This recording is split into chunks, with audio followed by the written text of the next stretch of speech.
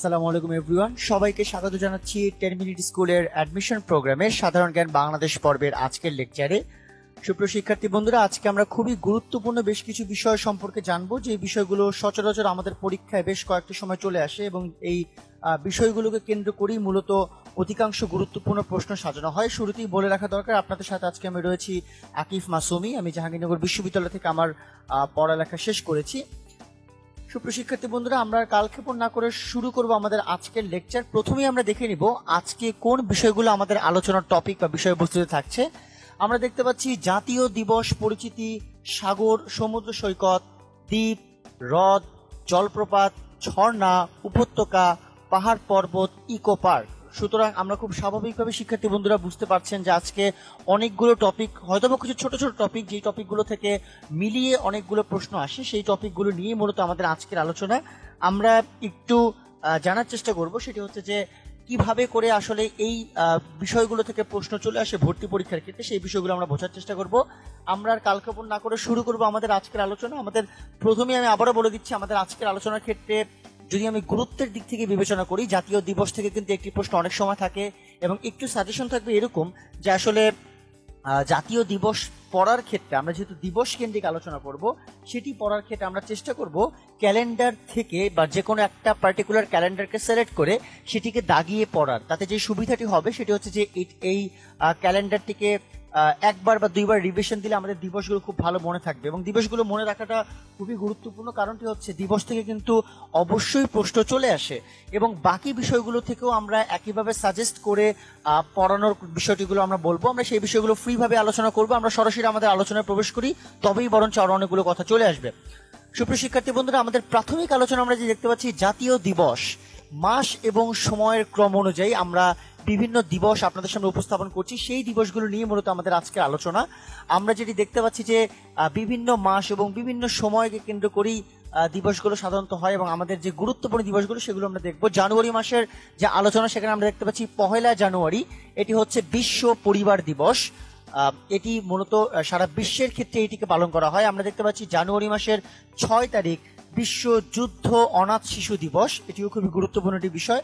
আমরা দেখতে পাচ্ছি 10 জানুয়ারি বঙ্গবন্ধু শেখ মুজিবুর রহমানের স্বদেশ প্রত্যাবর্তন দিবস। একটু বলে নেওয়া ভালো যে এই তারিখে কিন্তু তিনি 1972 সালের 10 জানুয়ারিতে তিনি স্বদেশে প্রত্যাবর্তন করেন দীর্ঘ সময় কারাগারে থাকার পরবর্তীতে, এবং এই কারণে এই দিবসটি বাংলাদেশের জাতীয় পর্যায়ে খুবই আনুষ্ঠানিকভাবে এটি পালন করা হয় এবং এটি কিন্তু আমাদের জন্য খুবই গুরুত্বপূর্ণ। 10 জানুয়ারি যে প্রেক্ষাপটটা আমি বললাম, এর পরবর্তীতে আমরা দেখতে পাচ্ছি 19 জানুয়ারি, যেটি হচ্ছে জাতীয় শিক্ষক দিবস। এটিও খুবই গুরুত্বপূর্ণ, কারণ এই সময়টি থেকেই মূলত এটি একটি প্রতীকী দিবস। যে প্রতীকী দিবসটা হচ্ছে সাধারণত আমাদের যত শিক্ষকরা রয়েছেন সেই সকল শিক্ষকদের সম্মানার্থে এই দিবসটিকে উদযাপন করা বা এই দিবসটি উদযাপনের কথাটি বলা হয়।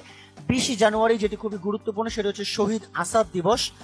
কেন শহীদ আসাদ দিবস গুরুত্বপূর্ণ? কারণটি হচ্ছে যে আমাদের যে গণ অভ্যুত্থানের যে কনসেপ্টটি, সেই গণ অভ্যুত্থানের কনসেপ্ট থেকেই কিন্তু মূলত এই বিষয়টি চলে আসছে। এবং আমি যদি একটু ব্যাখ্যা করি, সেটি এরকম হবে অনেকটা যে 1970 সালেই কিন্তু আমরা জানি যে বঙ্গবন্ধু শেখ মুজিবুর রহমান যখন কিনা 6 দফা দাবির সপক্ষে এবং আগরতলা ষড়যন্ত্র মামলার পরবর্তীতে যখন অন্যান্য আসামিদের মুক্তি দাবির আন্দোলন করা হয়, তখন কিন্তু এই আসাদের মৃত্যু পরিবেশটাকে নিয়েও আলোচনা করা হয়। এবং শহীদ আসাদ তিনি 1942 সালের 10 জুন নরসিংদী জেলার শিবপুর উপজেলার ধানুয়া গ্রামে জন্মগ্রহণ করেন এবং তিনি আসলে 1969 সালে যখন কিনা মৃত্যুকালীন সময়, তিনি তখন ঢাকা বিশ্ববিদ্যালয়ের ইতিহাস বিভাগে MA অর্থাৎ মাস্টার্সের শেষ বর্ষের ছাত্র ছিলেন এবং তিনি তৎকালীন ঢাকা হল শাখার পূর্ব পাকিস্তান ছাত্র ইউনিয়নের সভাপতি এবং পূর্ব পাকিস্তান ছাত্র ইউনিয়ন যেটি ইপসো মেনন গ্রুপ, সেই ঢাকা শাখার সাধারণ সম্পাদক হিসেবে দায়িত্ব পালন করেন। এবং তিনি আসলে যেটি বলা হয় যে আসাদুজ্জামান সাধারণত গরিব এবং অসহায় ছাত্রদের শিক্ষার অধিকার বিষয়ে সর্বদাই সজাগ ছিল। সেই সাপেক্ষে শহীদ আসাদকে গুলি করে হত্যা করা হয় এবং এই প্রেক্ষাপট থেকেই মূলত পরবর্তীতে আন্দোলন করা হয়। এবং এটি এইভাবে বলা হয় যে 1969 সালের 20 জানুয়ারি যখন কিনা আসাদুজ্জামান অগ্রসর হচ্ছিলেন মিছিল নিয়ে, তখন পুলিশ তাদেরকে বাধা দেয়, কিন্তু সেখানে অবস্থান নেওয়ার সময় পুলিশ আসাদকে খুব কাছ থেকে গুলিবর্ষণ করে এবং তৎক্ষণাৎ গুরুতর আহত অবস্থায় হাসপাতালে নেওয়া হলে তারপর তিনি মৃত্যুবরণ করেন। তো সেই সাপেক্ষে সেই মর্যাদার প্রেক্ষাপট থেকে মূলত এই 20 জানুয়ারি সেটি শহীদ আসাদ দিবস পালন করা হয়। আমরা এর পরবর্তী দেখতে পাচ্ছি 24 জানুয়ারি গণ অভ্যুত্থান দিবস। এটি খুবই গুরুত্বপূর্ণ গণ অভ্যুত্থান দিবস, কারণটি হচ্ছে যে এই প্রেক্ষাপট থেকেই মূলত 1969 সালে যে গণ অভ্যুত্থান সেটাকে স্মরণ করা হয়, এবং এই আসাতের মৃত্যুকে কেন্দ্র করে কিন্তু পরবর্তীতে এই গণ অভ্যুত্থান সংগঠিত হওয়ার যে একটি চাঙ্গা মনোভাব সেটি আরো জোরদার হয়। সেই পার্সপেক্টিভ থেকেই গণ অভ্যুত্থান দিবস সেটি সংগঠিত হয়। আমরা এরপর দেখতে পাচ্ছি 26শে জানুয়ারি, যেটি আন্তর্জাতিক শুল্ক দিবস বা যেটিকে আমরা কর বলে থাকি, এবং এটি আসলে বিশ্বব্যাপী পালন করা হয়। এবং ট্যাক্সেশনের যে কনসেপ্টটি, অর্থাৎ সরকারের বা রাষ্ট্রীয় কোষাগারকে বা রাষ্ট্রের অর্থনৈতিক ব্যবস্থাপনার জন্য কর কেন গুরুত্বপূর্ণ, সেই পার্সপেক্টিভগুলো থেকে বিভিন্ন স্লোগান তৈরি করা হয়, এবং সেই স্লোগানকে উপজীব্য করে সাধারণত এই দিবসটিকে পালন করা হয়, এবং এটি 26শে জানুয়ারি পালিত হয়। আমরা দেখতে পাচ্ছি 28শে জানুয়ারি তথ্য সুরক্ষা দিবস, অর্থাৎ এটি হচ্ছে তথ্য প্রতিরক্ষা বলা হয় এটিকে সাধারণত, যে বিভিন্ন সময় যে তথ্যগুলো রয়েছে সেই তথ্যগুলোকে কেন্দ্র করে তথ্য সুরক্ষা দিবসটা আসলে পালন করা হয়। এই ছিল মূলত আমাদের জানুয়ারি মাসের ক্রম বা প্রেক্ষাপট সংক্রান্ত আলোচনা। আমরা যদি ফেব্রুয়ারি মাসে লক্ষ্য করে দেখবো যে 2রা ফেব্রুয়ারি বিশ্ব জলাভূমি দিবস, এটি এই সময়টিতে পালন করা হয়। ফেব্রুয়ারি মাসের 4 তারিখ বিশ্ব ক্যান্সার দিবস, খুবই গুরুত্বপূর্ণ, সারা বিশ্বব্যাপী যেটি পালন করা হয়।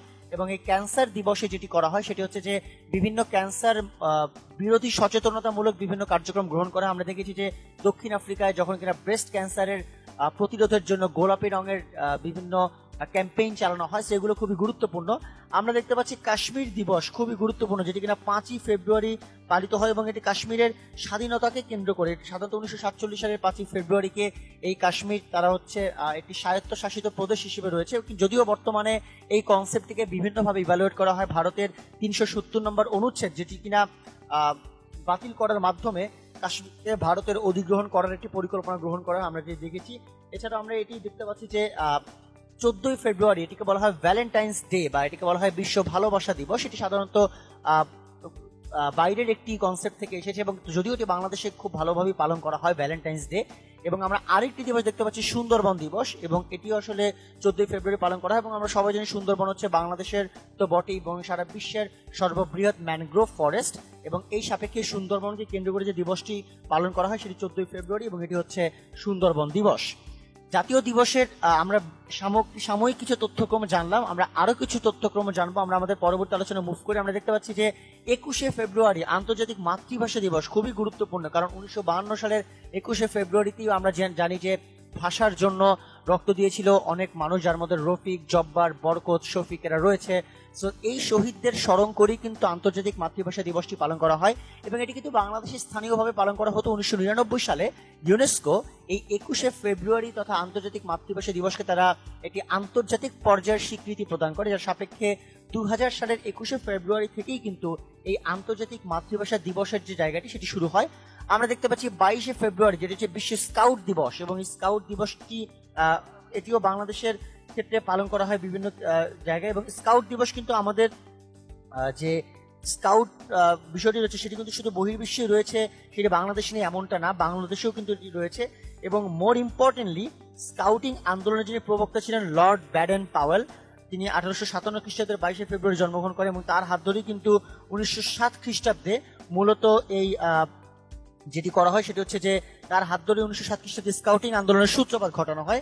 তাই 22শে ফেব্রুয়ারি দিন থেকে বিশ্বব্যাপী স্কাউট দিবস হিসেবে পালন করা হয়। আমরা দেখতে পাচ্ছি 23শে ফেব্রুয়ারি বিশ্ব শান্তি ও সমঝোতা দিবস, এটিকে বলা হয়েছে 23শে ফেব্রুয়ারি, এবং এটি পালন করা হয় বিশ্ব শান্তি এবং সমঝোতা দিবস হিসেবে। আমরা দেখতে পাচ্ছি 24শে ফেব্রুয়ারি আল কুদস দিবস, এটিও খুবই গুরুত্বপূর্ণ, কারণ হচ্ছে যে আল কুদস দিবস যেটিকে বোঝানো হয় সেটা হচ্ছে আন্তর্জাতিক আল কুদস দিবস, মানে রমজান মাসের শেষ শুক্রবার, যেটি কিনা 1979 সালে ইরানে ইসলামী বিপ্লবের মাধ্যমে শুরু হয়েছিল।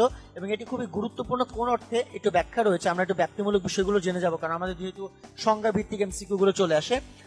এটি হচ্ছে ফিলিস্তিনি জনগণের সাথে একাত্মতা প্রকাশ, জায়নবাদের বিরুদ্ধে ক্ষোভ প্রকাশ, এবং ইসরায়েল কর্তৃক জেরুজালেম দখলের বিরুদ্ধে ক্ষোভ প্রকাশ। এবং জেরুজালেম শহরের অপর নাম কিন্তু কুদস বা আল কুদস, যেটিকে বলা হয় আরবি ভাষায়। এবং এটি তাৎপর্যটি এরকম যে ইসরায়েলের বিরুদ্ধে ক্ষোভ প্রকাশ করে এটি একাত্মতা করা। রমজান মাসের শেষ শুক্রবার এটি শুরু হয়, এবং ইসলামী প্রজাতন্ত্র ইরানের প্রথম পররাষ্ট্রমন্ত্রী যিনি ছিলেন ইব্রাহিম ইয়াজদি, তিনি সর্বপ্রথম আল কুদস দিবসের র্যালি আয়োজন করেন, এবং তারপর আয়াতুল্লাহ খোমেনি 1979 সালে ইরানের প্রবর্তন করে, এবং এরপর থেকে ইরান সরকার প্রত্যেক বছর আল কুদস দিবসে একটি প্যারেড আয়োজন করে এই দিবসটি উদযাপন করছে। সো এটি ছিল মূলত আল-কুদস দিবস। আমরা দেখতে পাচ্ছি 28শে ফেব্রুয়ারি যেটি হয় ডায়াবেটিস সচেতনতা দিবস, এবং ফেব্রুয়ারি মাসের সর্বশেষ পর্যায়ে এটি হয় ডায়াবেটিস সচেতনতা দিবস। সো 28শে ফেব্রুয়ারি এটি ডায়াবেটিস রোগী যারা রয়েছে তাদের প্রত্যেকের সুগার ফ্রি থাকা বা মিষ্টি মুক্ত থাকা এরকম একটি কনসেপচুয়াল স্লোগানকে সাধারণত বেছে নেওয়া হয়, এবং তার পরবর্তীতে এই ডায়াবেটিস সচেতনতা দিবসটি মূলত পালন করা হয়। আমরা এর পরবর্তীতে লক্ষ্য করব, আমরা এর পরবর্তী দেখতে পাচ্ছি মার্চ মাসের বিভিন্ন দিবস কেন্দ্রিক আলোচনা, আমরা সেই দিবসগুলো আলোচনা করব। আমরা প্রথমে দেখতে পাচ্ছি মার্চ মাসের 2 তারিখে জাতীয় পতাকা দিবস বা 2 মার্চ। এটি খুবই গুরুত্বপূর্ণ, কারণ হচ্ছে যে জাতীয় পতাকা দিবসটি কিন্তু আমাদের যে পতাকা উত্তোলনের কনসেপ্টটি রয়েছে 1971 সালে, সেই কনসেপ্টকে কেন্দ্র করেই কিন্তু মূলত এই বিষয়টি করা হয়। এবং এই জাতীয় পতাকা দিবস যেটি রয়েছে সেই দিবসটির সাথে কিন্তু ঢাকা বিশ্ববিদ্যালয় জড়িত, কারণ ঢাকা বিশ্ববিদ্যালয়ের কলা ভবনে কিন্তু 2 মার্চ এই সবুজ জমিনের উপর লাল বৃত্তের মাঝখানে প্রথম সোনালী মানচিত্র খচিত যে পতাকা সেটি উত্তোলন করা হয়। এবং এটি উত্তোলন করেন তৎকালীন সময় যিনি ডাকসুর সহসভাপতি ছিলেন আসম আব্দুর রব, তিনি এই পতাকাটি উত্তোলন করেন। সেই সাপেক্ষে 2 মার্চ জাতীয় পতাকা দিবস পালন করা হয়। আমরা দেখতে পাচ্ছি মার্চ মাসের 4 তারিখে একটি বৈশ্বিক দিবস পালন করা হয়, যেটা বলা হয় বিশ্ব যৌন নিপীড়ন দিবস এবং যৌন নিপীড়ন বিরোধী দিবস, এবং এটি আসলে সারা বিশ্বব্যাপী পালন করা হয়। আমরা দেখতে পাচ্ছি মার্চ মাসের 8 তারিখে আন্তর্জাতিক নারী দিবস, এবং নারীদের অধিকার রক্ষা থেকে শুরু করে বিভিন্ন রকম ভাবে নারী কেন্দ্রিক যত বিভিন্ন অধিকার থেকে শুরু করে অন্যান্য সমানাধিকার কিংবা বিভিন্ন নারী শিক্ষা কিংবা নারী স্বাস্থ্য এই সকল বিষয়গুলো রয়েছে, সেগুলোকে এই আন্তর্জাতিক নারী দিবস এই প্রেক্ষাপটে এটিকে পালন করা হয়। এবং একটু বলে রাখা ভালো, আমরা কিন্তু অনেকেই তারিখের সাথে অনেক কিছু মিলিয়ে ফেলি। যেহেতু 8ই মার্চ আমি এটি পড়েই ফেললাম যে আন্তর্জাতিক নারী দিবস, মনে রাখবো 8ই মার্চ এমন একটি তারিখ সাম্প্রতিক সময়ের ক্ষেত্রে যেই 8ই মার্চ 2020 সালে প্রথম করোনা ভাইরাসের রোগে আক্রান্ত হয়েছে। সুতরাং একই তারিখের মাধ্যমে আমরা দুটি বিষয় মনে রাখার চেষ্টা করি যাতে আমাদের বুঝতে এটি সুবিধা হয়। আমরা দেখতে পাচ্ছি 14ই মার্চ আন্তর্জাতিক নদী রক্ষা দিবস, এবং এই দিবসটা আন্তর্জাতিকভাবে পালন করা হয় এবং নদীর নাব্যতা সংরক্ষণ করে রাখার জন্য এবং নাব্যতা ধরে রাখার জন্য এই নদী রক্ষা দিবসটিকে পালন করা হয়। আমরা দেখতে পাচ্ছি বিশ্ব পাই দিবস। পাই হচ্ছে গণিতের একটি ধারা, এবং সেই ধারাটিকে দিবস আকারে পালন করা হয় এবং এটিকে বলা হয় বিশ্ব পাই দিবস। আমরা দেখতে পাচ্ছি 15ই মার্চ বিশ্ব ভোক্তা অধিকার দিবস, এবং একই সাথে এই 15ই মার্চ এটি একই সাথে পালন করা হয় পঙ্গু দিবস হিসেবে। সেটিও খুবই গুরুত্বপূর্ণ। আমরা পরবর্তীতে দেখতে পাচ্ছি যে 17ই মার্চ, যেটি কিনা বাংলাদেশের প্রতিষ্ঠাতা রাষ্ট্রপতি শেখ মুজিবুর রহমানের জন্মদিন, এবং এটি হচ্ছে জাতীয় শিশু দিবস। আপনারা সবাই জানেন যে বাংলাদেশের যিনি প্রতিষ্ঠাতা রাষ্ট্রপতি শেখ মুজিবুর রহমান, তার জন্মদিনকে আমরা বাংলাদেশের জাতীয় একটি দিবসের আঙ্গিকে বা দিবসের মর্যাদায় কিন্তু সাধারণত পালন করা হয়, এবং সেই সাপেক্ষে এটি খুবই গুরুত্বপূর্ণ একটি দিবস। আমরা দেখতে পাচ্ছি 26শে মার্চ, যেটি আমরা সবাই খুব ভালোভাবে জানি বাংলাদেশের স্বাধীনতা দিবস, কিংবা এটিকে জাতীয় দিবসও বলা হয় 26শে মার্চ। এবং 25শে মার্চের গণহত্যার পরবর্তীতে যেহেতু 26শে মার্চ স্বাধীনতার ঘোষণাটি দেওয়া হয়েছিল, এবং সেই কারণে এই দিবসটিকে বাংলাদেশের স্বাধীনতা দিবস হিসেবে পালন করা হয়। আমরা দেখতে পাচ্ছি 31শে মার্চ জাতীয় দুর্যোগ মোকাবিলা দিবস। বাংলাদেশের পার্সপেক্টিভ থেকে এটি খুবই গুরুত্বপূর্ণ, এবং এই সাপেক্ষে প্রাকৃতিক দুর্যোগকে মোকাবেলা করার জন্য 31শে মার্চ জাতীয় দুর্যোগ মোকাবেলাটা খুবই গুরুত্বপূর্ণ। আমরা বিভিন্ন দুর্যোগ প্রতিরোধ, দুর্যোগ প্রশমন, দুর্যোগকে মোকাবেলা করার ক্ষেত্রে এই দিবসটি বিভিন্ন আঙ্গিকে পালন করা হয়। এবং আমরা সর্বশেষে একটি বিষয় দেখতে পাচ্ছি, এই মার্চের পরবর্তীতে যে মার্চের 2য় বৃহস্পতিবার বিশ্ব কিডনি দিবস পালন করা হয়। কিডনি সংক্রান্ত সচেতনতা বৃদ্ধি এবং কিডনি সংক্রান্ত বিভিন্ন স্বাস্থ্যবিধি মেনে চলা, এবং একই সাথে ক্রিয়েটিনিন পয়েন্টকে খুবই কন্ট্রোলের মধ্যে রাখা, এই কনসেপ্টটি নিয়েই মূলত মার্চের 2য় বৃহস্পতিবার বিশ্ব কিডনি দিবস পালিত হয়। এই ছিল মূলত মার্চের যে দিবস কেন্দ্রিক আলোচনা সেটি। আমরা আমাদের পরবর্তী আলোচনার দিকে মুভ করি। আমরা যেটি দেখতে পাবো সেটি হচ্ছে এখন এপ্রিল মাসের যে মাস ভিত্তিক আলোচনা, সেটি আমরা একটু সেগুলো নিয়ে আলোচনা করব। আমরা প্রথমে যেটি দেখতে পাচ্ছি সেটি হচ্ছে যে 2 এপ্রিল বিশ্ব অটিজম সচেতনতা দিবস, এবং 2 এপ্রিল কিন্তু অনেকগুলো দিবস দেখা যাচ্ছে। এর মধ্যে বিশ্ব অটিজম সচেতনতা দিবস রয়েছে, ঢাকার কিরানীগঞ্জ গণহত্যা দিবস রয়েছে, জাতীয় প্রতিবন্ধী দিবস রয়েছে, এবং একই সাথে আরো যেটি রয়েছে সেটি হচ্ছে যে বিশ্ব শিশু বই দিবস রয়েছে। মূলত অটিজম সচেতনতা দিবস, আমরা সবাই জানি অটিজম আক্রান্ত যে প্রতিবন্ধীরা রয়েছে তাদেরকে কেন্দ্র করে মূলত অটিজম সচেতনতা দিবস পালন করা হয়, এবং এই প্রেক্ষাপটটি আসলে বাংলাদেশের জাতীয় পর্যায়ে বেশ কয়েকটি ক্ষেত্রে লক্ষ্য করা যায়। আমরা দেখতে পাচ্ছি ঢাকার কিরানীগঞ্জে গণহত্যা দিবস, এটিও গুরুত্বপূর্ণ। একই সাথে আমি একটু বলে নেওয়া ভালো, সেটি হচ্ছে যে সাধারণত এই যে অটিজম সচেতনতা দিবস, এটি কিন্তু বাংলাদেশে তুলনামূলক কম হয় এটি মনে করা হতো, কিন্তু আসলে বাংলাদেশে এটি মূলত বেশিও হয় অনেক ক্ষেত্রে। এবং সব থেকে ইম্পর্টেন্ট বিষয় হচ্ছে যে এই বিশ্ব অটিজম সচেতনতা দিবসের ক্ষেত্রে আমাদের সকলের যে স্বাস্থ্য বিধি মেনে চলা এবং যারা কিনা অটিজম তাদেরকে কোনো ধরনের সমালোচনা বা তিরস্কার না করে তাদেরকেও আগলিয়ে রাখা, এই কনসেপ্টটি মূলত পালন করা হয়। এবং পরবর্তীতে আমরা দেখতে পেলাম কেরানীগঞ্জ গণহত্যা দিবস মানে 1971 সালে যে 25শে মার্চ যে গণহত্যাটি হয়, সেখানে ঢাকা শহরের নির্বিচারে হত্যাযজ্ঞ চালানোর পর পাক হানাদার বাহিনী দ্বিতীয় হামলাটি তারা চালায় কেরানীগঞ্জে, এবং সেই হামলায় প্রায় 5,000 নিরীহ নিরস্ত্র ঘুমন্ত মানুষকে তারা গুলি করে এবং বেয়নেট দিয়ে কুপিয়ে হত্যা করে। এবং কেরানীগঞ্জের জন্য এটি একটি ভয়াবহ স্মৃতি বিজড়িত দিন, কারণ এবং এটি দিবসটি উপলক্ষে কেরানীগঞ্জে যারা রাজনৈতিক, সামাজিক, সাংস্কৃতিক সংগঠনগুলো রয়েছে, শিক্ষা প্রতিষ্ঠান রয়েছে, উপজেলা প্রশাসন রয়েছে কিংবা কেরানীগঞ্জ প্রেস ক্লাব রয়েছে, তারা সরকারি কিংবা বেসরকারি বিভিন্ন প্রতিষ্ঠান নানা কর্মসূচি পালন করে আসে।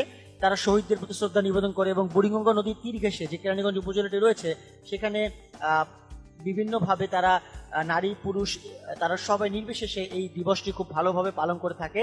এবং তারা আসলে মুক্তিযুদ্ধে শহীদদের তালিকার ক্ষেত্রেও কেরানীগঞ্জে একটা অবস্থান রয়েছে। জাতীয় প্রতিবন্ধী দিবসে কিন্তু এটি আমাদের জাতীয় দিবসের ক্ষেত্রে অন্যতম একটি কনসেপ্ট, কারণ হচ্ছে এই সময়টিতেই কিন্তু এর মাধ্যমে প্রতিবন্ধীদের প্রতি যে সচেতনতামূলক একটা কনসেপ্ট সেটিকে পালন করা হয়। বিশ্ব শিশু বই দিবস মানে হচ্ছে শিশুদের জন্য বই, ম্যাক্সিমাম টাইমে এই স্লোগানকে কেন্দ্র করে সাধারণত এটি করা হয়।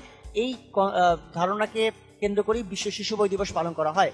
এপ্রিল মাসের 3 তারিখে আমরা দেখতে পাচ্ছি জাতীয় চলচ্চিত্র দিবস।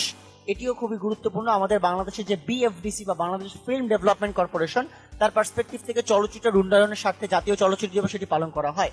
আমরা দেখতে পাচ্ছি এপ্রিল মাসের 10 তারিখে স্বাধীন বাংলাদেশ সরকার গঠন দিবস। আমরা সবাই জানি যে 1972 সালের এই 10ই এপ্রিলে কিন্তু সরকার গঠন করা হয়, স্বাধীন বাংলাদেশের অস্থায়ী সরকার গঠন করা হয়। সো এটি খুবই গুরুত্বপূর্ণ। আমরা একটি ঐতিহ্যবাহী দিবস দেখতে পাচ্ছি 14 এপ্রিল, পহেলা বৈশাখ বা বাংলা নববর্ষ, যেটি কিনা বাংলা বছরের প্রথম দিন এবং যেটি কিনা সম্রাট আকবরের সময় থেকে এটি পালন করা হয়।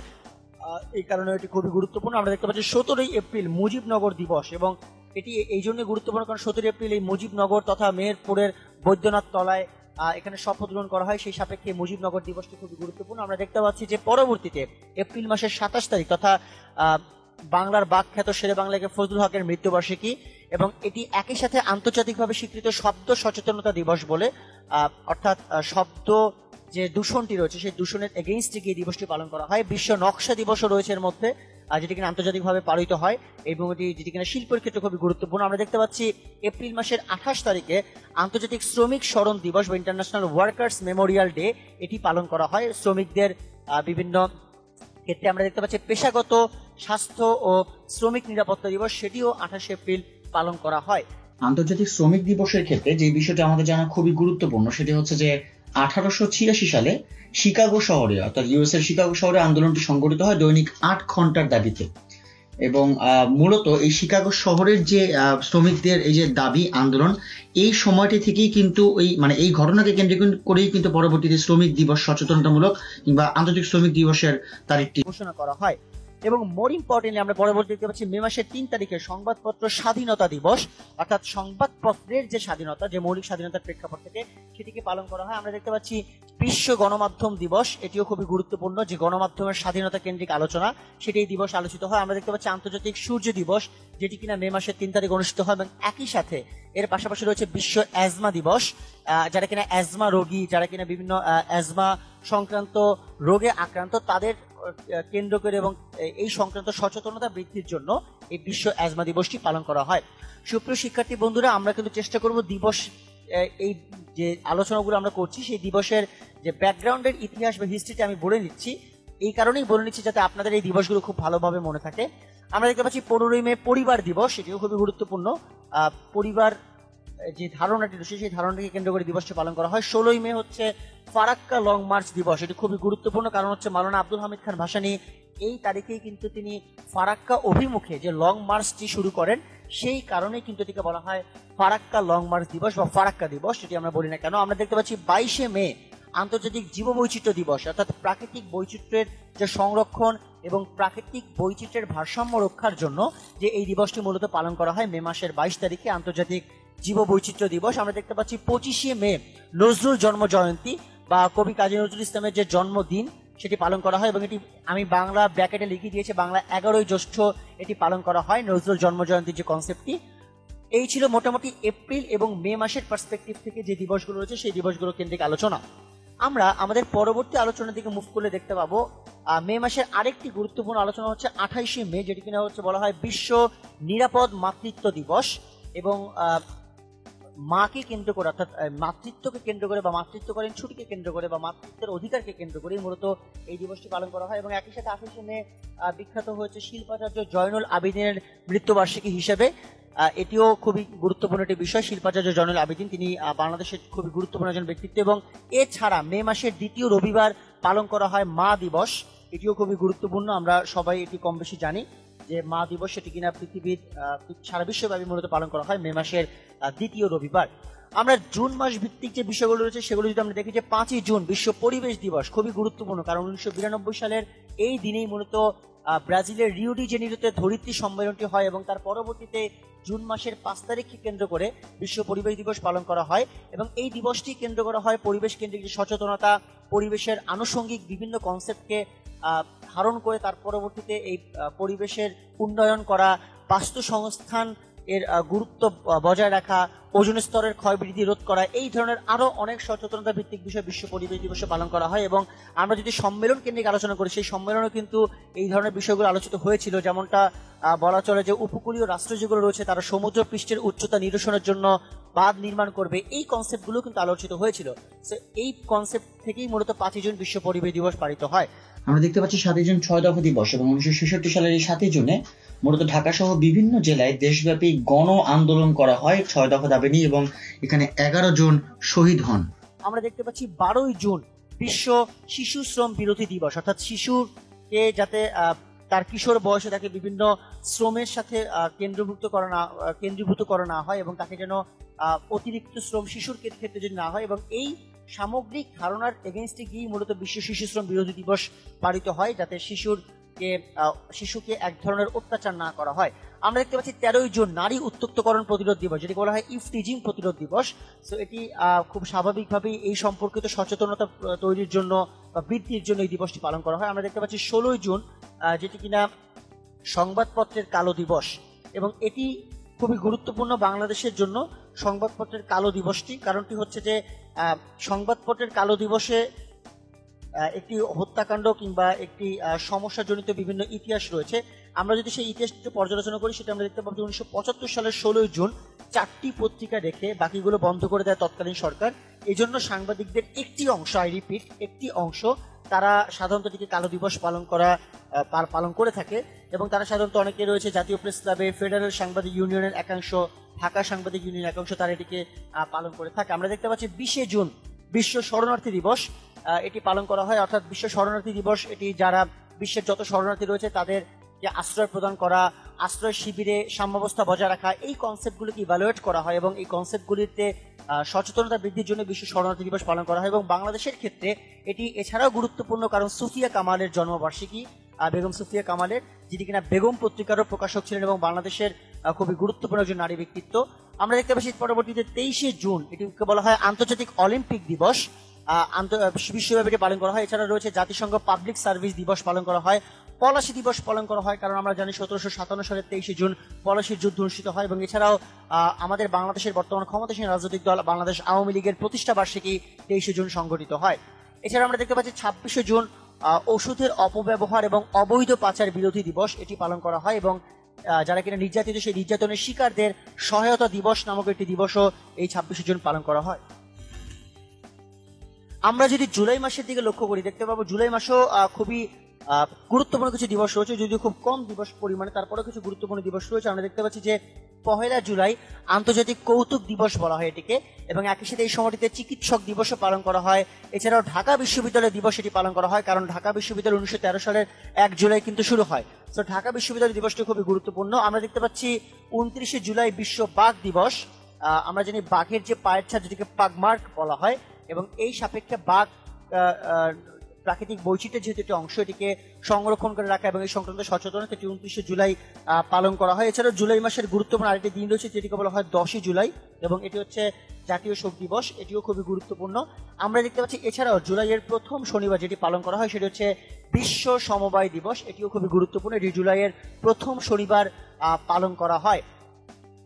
আমরা এই এই বিষয়গুলো দেখে ফেললাম, যেগুলো হচ্ছে জুলাই মাসের দিবসগুলোকে এমফাসাইজ করে তৈরি করা। আমরা এর পরবর্তীতে যদি লক্ষ্য করি, এটা হচ্ছে আগস্ট মাস, যেটি হচ্ছে 9 আগস্ট বিশ্ব আদিবাসী দিবস। এবং সাধারণত বলা হয় এই 9 আগস্টে কিন্তু সাধারণত হিরোশিমা নাগাসাকি বা যে দুর্ঘটনাটি ঘটেছিল নাগাসাকি, বিশেষ করে সেই বিশ্ব নাগাসাকি দিবসে কিন্তু 9 আগস্ট পালন করা হয়। এবং নাগাসাকি বলতে যেটি বোঝানো হয় যে দ্বিতীয় বিশ্বযুদ্ধের সময় যখন কিনা জাপানের নাগাসাকিতে যখন কিনা পারমাণবিক বোমা, যেটিকে বলা হয় ফ্যাটম্যান, সেটি নিক্ষেপ করা হয়, সেই সাপেক্ষে 9 আগস্ট বিশ্ব নাগাসাকি দিবসে পালন করা হয়। এটি এখানে লেখা নেই, আমি সেজন্যই বর্ণনা করে ফেললাম। এবং একই সাথে 6 সেপ্টেম্বর লিটল বয় নামে একটি পারমাণবিক বোমা, সেটিকে নিক্ষেপ করা হয় হিরোশিমা অভিমুখে, এবং এই কারণটিকে বিশ্ব হিরোশিমা দিবস বলা হয়। এবং খুবই নির্মম একটি বিষয়, কারণ হচ্ছে যে এর পারমাণবিক বোমার যে একটি সমস্যা, যে ইউরেনিয়াম ছিল, সেই তেজস্ক্রিয় ইউরেনিয়ামের কারণে পরবর্তীতে অনেক শিশু জাপানে বিকলাঙ্গ অবস্থায় জন্মগ্রহণ করে। এই সাপেক্ষে আসলে বিষয়গুলিকে বলা হয়। সো 9 আগস্ট আমরা দেখতে পাচ্ছি বিশ্ব আদিবাসী দিবস, এটিও পালিত হয়। আমরা দেখতে পাচ্ছি 15ই আগস্ট আমরা সবাই জানি জাতীয় শোক দিবস, এবং এটি বলা হয় বাংলাদেশের জাতির জনক, বাংলাদেশের প্রতিষ্ঠাতা শেখ মুজিবুর রহমানের মৃত্যুবার্ষিকী, যেটিকে আমরা বাংলাদেশের রাষ্ট্রীয়ভাবে জাতীয় শোক দিবস হিসেবে পালন করে থাকি। এবং এটিও খুবই গুরুত্বপূর্ণ একটি বিষয়, এবং এটিও আমাদের আন্তর্জাতিক দৃষ্টিকোণ থেকে যদি এটি স্বীকৃত না হলে এখন পর্যন্ত বাংলাদেশে এটি খুব ঘটা করে পালিত হয়।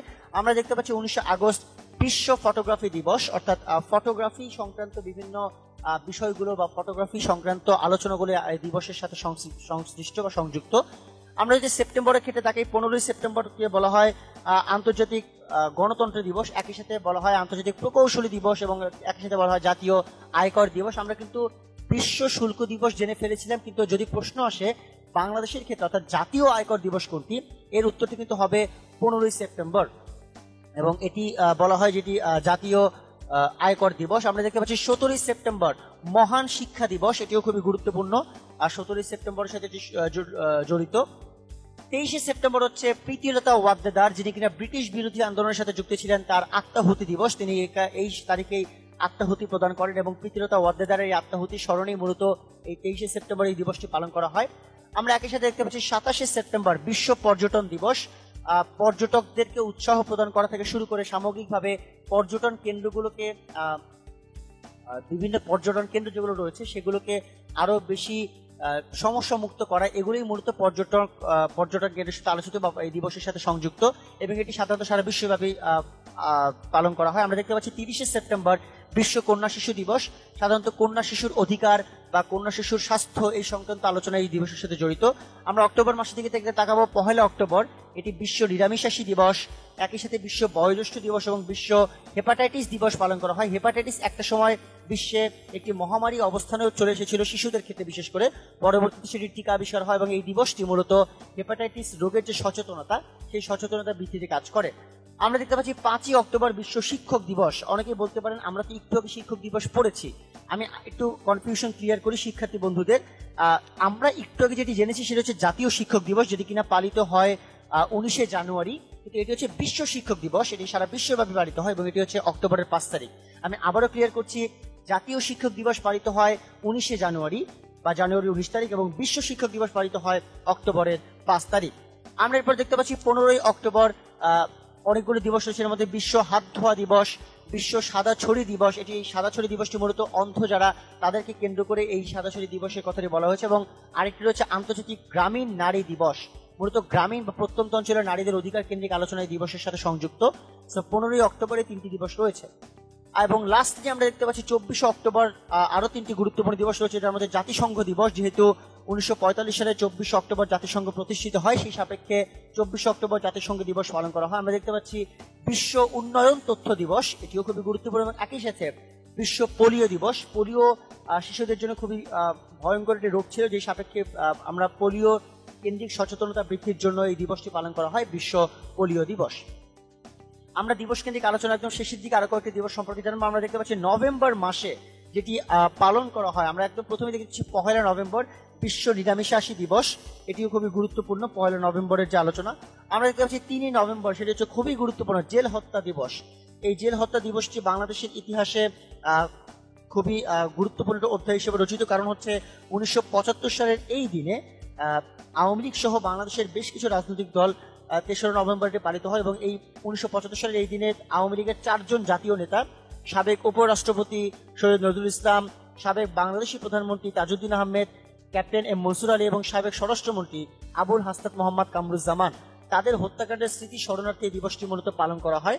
এবং সাধারণত যদি বলা হয় যে বঙ্গবন্ধু হত্যাকারীরা তারা দেশ থেকে নির্বাসিত হওয়ার পূর্বে ঢাকা কেন্দ্রীয় কারাগারে বন্দী এই 4 জাতীয় নেতাকে তারা হত্যা করার সিদ্ধান্ত নেয় এবং কতিপয় সেনা কর্মকর্তারা ঢাকা কেন্দ্রীয় কারাগারের অভ্যন্তরে প্রবেশ করে তারা গুলি করে তারা হত্যা করে থাকে।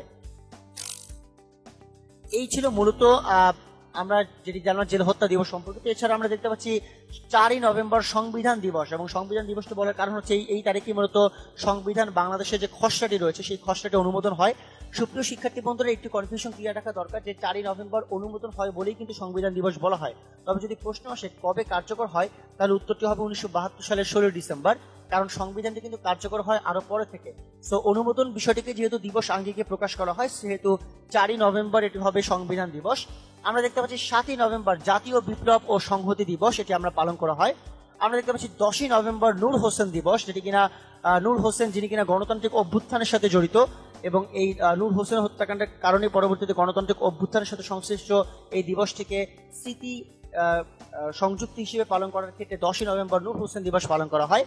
আমরা দেখতে পাচ্ছি 21শে নভেম্বর বিশ্ব টেলিভিশন দিবস পালন করা হয় সারা বিশ্বব্যাপী, এবং একই সাথে সশস্ত্র বাহিনী দিবস বাংলাদেশের ক্ষেত্রে এটি পালন করা হয়, কারণ 21শে নভেম্বর 1971 সালের এই দিনে সশস্ত্র বাহিনী গঠিত হয় এবং সেই সাপেক্ষে সশস্ত্র বাহিনী দিবস পালন করা হয়। এছাড়াও নভেম্বরের প্রথম শনিবার জাতীয় সমবায় দিবস পালন করা হয়। আমরা কিন্তু এর আগে বিশ্ব সমবায় দিবস সম্পর্কে জেনেছি, কিন্তু এটি হচ্ছে জাতীয় সমবায় দিবস, এটি হচ্ছে পালন করা হয়। আমরা ডিসেম্বর মাসের ক্ষেত্রে দেখছি ডিসেম্বর মাসের 1ম তারিখ অর্থাৎ 1 ডিসেম্বর বিশ্ব এইডস দিবস এটি পালন করা হয়, এবং একই সাথে জাতীয় যুব দিবস পালন করা হয়, এবং একই সাথে মুক্তিযোদ্ধা দিবস এটিও পালন করা হয় ডিসেম্বরের 1ম তারিখে। আমরা দেখতে পাচ্ছি 9ই ডিসেম্বর আন্তর্জাতিক দুর্নীতি বিরোধী দিবস পালন করা হয় এবং রোকেয়া দিবস পালন করা হয়, কারণ নারী জাগরণের অগ্রদূত বেগম রোকেয়ার এই সাথে এই তারিখটি বা এই জন্ম তারিখের সাথে এটি জড়িত, সেই সাপেক্ষে 9 ডিসেম্বর এটি পালন করা হয়। 10 ডিসেম্বর বিশ্ব মানবাধিকার দিবস, এবং 1948 সালের এই দিনে জাতিসংঘের সাধারণ পরিষদে মানবাধিকার সার্বজনীন ঘোষণাপত্র গৃহীত হয়, এবং এই দিনটিকে পরবর্তী থেকে মানবাধিকার দিবস হিসেবে স্বীকৃতি প্রদান করা হয়। এবং একই সাথে 10ই ডিসেম্বর আন্তর্জাতিক সম্প্রচার দিবস যেটি সেটিও বলা হয়। আমরা এছাড়া দেখতে পাচ্ছি 14ই ডিসেম্বর যেটি সেটি হচ্ছে শহীদ বুদ্ধিজীবী দিবস, এবং একই সাথে বিশ্ব জ্বালানি দিবস পালন করা হয় সারা বিশ্বব্যাপী। এবং শহীদ বুদ্ধিজীবী দিবস বাংলাদেশের জন্য খুবই গুরুত্বপূর্ণ, কারণ 14 ডিসেম্বর এই দিনটাতে মূলত বুদ্ধিজীবীদেরকে ঘর থেকে নিয়ে তারপর নির্মমভাবে হত্যা করা হয়। তো সেই স্মৃতির ক্ষেত্রে এই বুদ্ধিজীবী দিবস পালন করা হয়।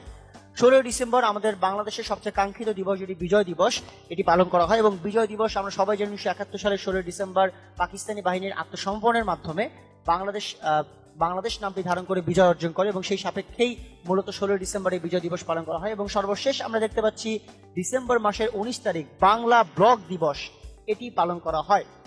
যারা কিনা ব্লগে লেখালেখি করে থাকেন, ব্লগ কেন্দ্রিক সচেতনতা, ব্লগ কেন্দ্রিক পাইরেসি বা ব্লগ কেন্দ্রিক সুরক্ষা, এই বিষয়গুলো মূলত এই দিবসের কেন্দ্রে আলোচিত হয়। সুপ্রিয় শিক্ষার্থী বন্ধুরা, এই ছিল মূলত আমাদের সামগ্রিকভাবে যে বাংলাদেশের জাতীয় দিবস, এই দিবস কেন্দ্রিক আলোচনা। আমরা জাতীয় দিবস কেন্দ্রিক আলোচনাগুলো খুব মনোযোগ দিয়ে বোঝার চেষ্টা করবো। এছাড়াও আমরা যদি মনে করি যে এই দিবস কেন্দ্রিক আর কি প্রশ্ন আসতে পারে, এটি হতে পারে যে ইউনেস্কো 21শে ফেব্রুয়ারিকে আন্তর্জাতিক মাতৃভাষা দিবস হিসেবে ঘোষণা করে কবে। সো ওই কবে এক্সাক্ট বলে ফেলাটাও কিন্তু একটা দিবস, এবং সেটি হচ্ছে 1999 সালের 17 নভেম্বর। আমি তারিখটি বলে দিলাম, একটু মনে রাখার চেষ্টা করবেন। এবং ইউনেস্কোর যততম অধিবেশনে এই মাতৃভাষাকে স্বীকৃতি দেওয়া হয় সেটা হচ্ছে 30তম। ইউনেস্কোর এই অধিবেশনে 21শে ফেব্রুয়ারিকে আন্তর্জাতিক মাতৃভাষা দিবস হিসেবে স্বীকৃতি দেওয়া হয়। এবং যদি বলা হয় জাতিসংঘ কবে স্বীকৃতি দেয়, তবে সেটি কিন্তু 1999 নয়, বরঞ্চ জাতিসংঘ 21শে ফেব্রুয়ারিকে আন্তর্জাতিক মাতৃভাষা হিসেবে স্বীকৃতি দেয় 5ই ডিসেম্বর 2008 সালে। এবং আমি প্রথমেই বলেছি যে প্রথম আন্তর্জাতিক মাতৃভাষা দিবস পালিত হয় 2000 সালে, যেটি কিনা 188টি দেশে পালন করা হয়। এবং সিয়েরা বাংলা ভাষাকে সেই দেশের অন্যতম সরকারি ভাষা হিসেবে তারা ঘোষণা করে 2002 সালের 12ই ডিসেম্বর, যেটিও খুবই গুরুত্বপূর্ণ একটি দিন আমাদের জন্য। সুপ্রিয় শিক্ষার্থী বন্ধুরা, আশা করি দিবস সংক্রান্ত পার্শ্ব তথ্যগুলো আপনারা বুঝতে পেরেছেন এবং এগুলো খুব মনোযোগ দিয়ে আপনারা টুকে ফেলার চেষ্টা করবেন।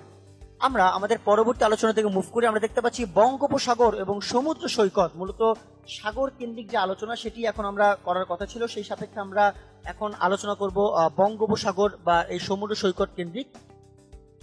আমরা প্রথমে যেটি দেখতে পাচ্ছি সেটা হচ্ছে আমরা এখানে 11টি তথ্য কণিকা দেখতে পাচ্ছি, খুবই গুরুত্বপূর্ণ কিছু তথ্য কণিকা। বঙ্গোপসাগর সম্পর্কে আমাদের আরেকটি যে বিষয় জানা দরকার, এটি কিন্তু একটু বৃহত্তম বলতে উপসাগর, কিন্তু বিশ্বের বৃহত্তম উপসাগর হচ্ছে মেক্সিকো উপসাগর। এটি জানা খুবই ইম্পর্টেন্ট যে বিশ্বের বৃহত্তম উপসাগর নাম হচ্ছে মেক্সিকো উপসাগর, এবং এটি ভারত মহাসাগরের উত্তর অংশে অবস্থিত এবং এটি প্রায় ত্রিভুজাকৃতি একটি উপসাগর। এবং আমি যদি এই উপসাগরের দিকগুলো নিয়ে আলোচনা করি, মূলত এই উপসাগরের পশ্চিম দিকে রয়েছে ভারত এবং শ্রীলঙ্কা, উত্তর দিকে রয়েছে ভারত এবং বাংলাদেশ, এবং পূর্ব দিকে রয়েছে মিয়ানমার এবং থাইল্যান্ড। অর্থাৎ এই বঙ্গোপসাগরের ঠিক মাঝখানে যেটি রয়েছে ভারতবর্ষের আন্দামান ও নিকোবর দ্বীপপুঞ্জ, এটিও আমাদের জন্য জানা খুবই গুরুত্বপূর্ণ। আমরা এটি তথ্য প্রবাহের মধ্যে রয়েছে যদিও।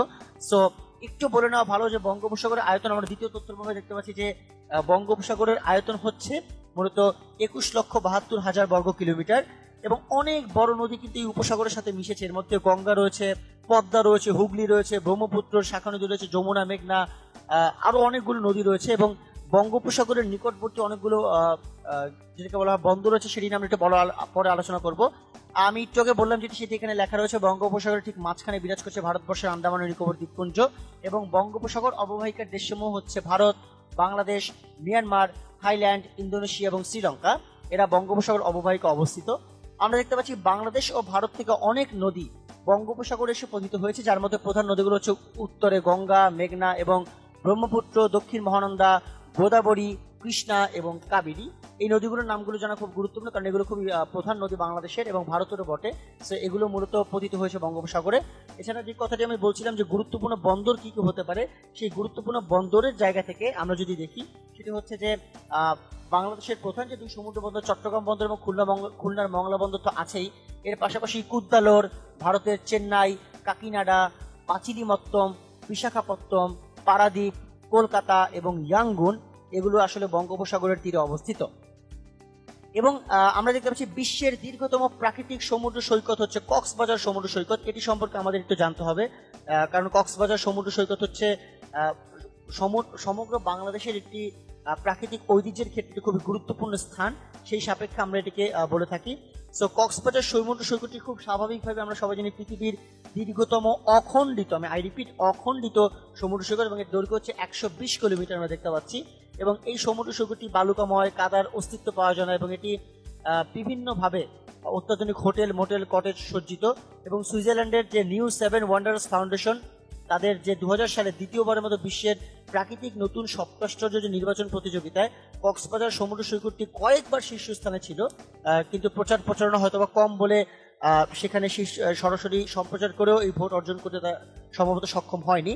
যাই হোক, সবথেকে ইম্পর্টেন্ট বিষয় হচ্ছে যে কক্সবাজার সমুদ্র সৈকতটি সৌন্দর্য অনেক খুব প্রাকৃতিক সৌন্দর্য সেটি খুবই তার সমহিমা সমুজ্জ্বল রয়েছে। এবং 12 ফেব্রুয়ারি 2010 সালে লাবণী সৈকতে আদিবাসী মেলায় সুন্দরী প্রতিযোগিতায় কক্সবাজারে, যেটি কিনা ঐতিহ্যবাহী প্রতিযোগিতা করা হয়, এগুলো সাধারণত কক্সবাজারের ঐতিহ্যবাহী বা স্থানীয় কিছু প্রতিযোগিতা, সেগুলোকে আয়োজন করা হয়। তো এটি আমাদের জানা খুব গুরুত্বপূর্ণ। আমরা দেখতে পাচ্ছি সাগর কন্যা নামে পরিচিত কুয়াকাটা সমুদ্র সৈকত, যেটি কিনা পটুয়াখালীর খেপুপাড়াতে অবস্থিত, এবং এর দৈর্ঘ্য হচ্ছে 18 কিলোমিটার, এটিও খুবই গুরুত্বপূর্ণ। আমরা দেখতে পাচ্ছি ইনানি বিচ, এটি অবস্থিত কক্সবাজার জেলায়।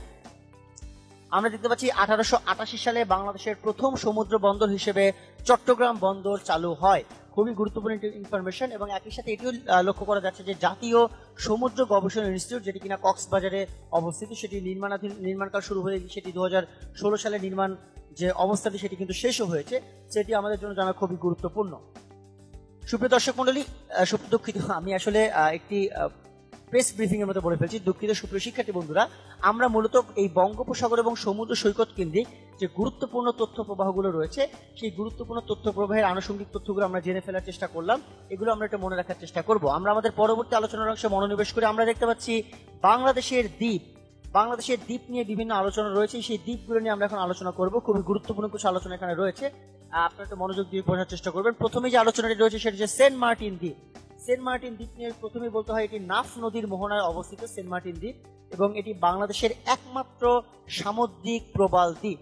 এবং এটিও বলে নেওয়া ভালো যে এর আয়তন হচ্ছে মাত্র 8 বর্গ কিলোমিটার, অর্থাৎ এটি খুব একটা বড় নয় দ্বীপের আঙ্গিকে। এবং এর আরেকটি নাম রয়েছে, যার নাম স্থানীয় নাম বলা হয় নারিকেল জিঞ্জিরা। সেন্ট মার্টিনের অন্য একটি নাম হিসেবে এটিকে বলা হয়, এবং এটি মূলত বাংলাদেশের খুবই গুরুত্বপূর্ণ প্রবাল দ্বীপ হিসেবে খ্যাত। আমরা এর পরবর্তী দেখতে পাচ্ছি সোনাদিয়া দ্বীপ, এটিও খুবই গুরুত্বপূর্ণ, এবং এই সোনাদিয়া দ্বীপের আয়তনটি হচ্ছে 9 বর্গ কিলোমিটার, এবং এটি এই কারণেই বিখ্যাত কারণ মৎস্য আহরণ করা হয় এখান থেকে, এবং এটি একই সাথে অতিথি পাখির জন্য মূলত বিখ্যাত এই সোনাদিয়া দ্বীপটি। এবং গভীর সমুদ্র বন্দর এই সোনাদিয়া দ্বীপে নির্মাণ করা হবে, তার একটি পরিকল্পনা চলছে। আমরা খুব অচিরেই এর একটি অবকাঠামোগত বাস্তবায়ন লক্ষ্য করতে পারবো। তো এই মূলত সোনাদিয়া দ্বীপ কেন্দ্রিক যে বিভিন্ন গুরুত্বপূর্ণ তথ্যাবলী সেগুলো। আমরা দেখতে পাচ্ছি নিঝুম দ্বীপ, এটিও খুবই গুরুত্বপূর্ণ, যার অবস্থানটি হচ্ছে নোয়াখালীতে, এবং একটু বলে রাখা ভালো সেন্ট মার্টিনের অবস্থান কিন্তু কক্সবাজারে, সোনাদিয়া দ্বীপের অবস্থানও কিন্তু কক্সবাজারে, সেই সাপেক্ষে নিঝুম দ্বীপের অবস্থান হচ্ছে নোয়াখালীতে, এবং এটি মূলত মেঘনা নদীর মোহনায় অবস্থিত, এবং এই দ্বীপের মোট আয়তন হচ্ছে 91 বর্গ কিলোমিটার। এবং এই দ্বীপের ঐতিহ্যগত বা ইতিহাসগত একটি তথ্য আমাদের জানা দরকার, সেটা হচ্ছে 1970 সালে এখানে প্রবল ঘূর্ণিঝড় হয়, এবং তার ভিত্তিতেই পরবর্তীতে নিঝুম দ্বীপের যে একটি আবিষ্কার বা নিঝুম দ্বীপের যে অবস্থান সেটি লক্ষ্য করা যায়, এবং এর পূর্ব নাম ছিল বাউলার চর, এবং এর বর্তমান নাম হচ্ছে নিঝুম দ্বীপ।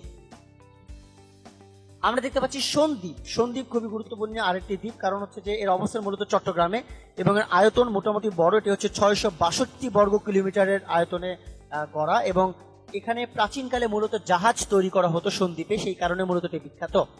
আমরা এর পরবর্তী দেখতে পাচ্ছি ভোলা দ্বীপ। ভোলা দ্বীপটিও খুবই গুরুত্বপূর্ণ এই অর্থে কারণ এটি মেঘনা নদীর মোহনায় অবস্থিত প্রথমত, এবং এই ভোলা দ্বীপের অবস্থানটি আসলে ভোলাতে, এবং এর একমাত্র জেলাটি হচ্ছে ভোলা, যেই সাপেক্ষে এটি বলা হয়।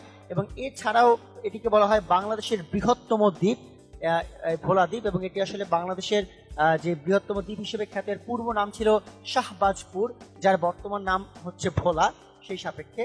তো এটি মূলত ভোলা দ্বীপ বা ভোলা দ্বীপ কেন্দ্রিক অবস্থান। আমরা পরবর্তীতে দেখতে পাচ্ছি দক্ষিণ তালপট্টি দ্বীপ, খুবই গুরুত্বপূর্ণ দক্ষিণ তালপট্টি দ্বীপ, এবং এটি আসলে সাতক্ষীরাতে অবস্থিত।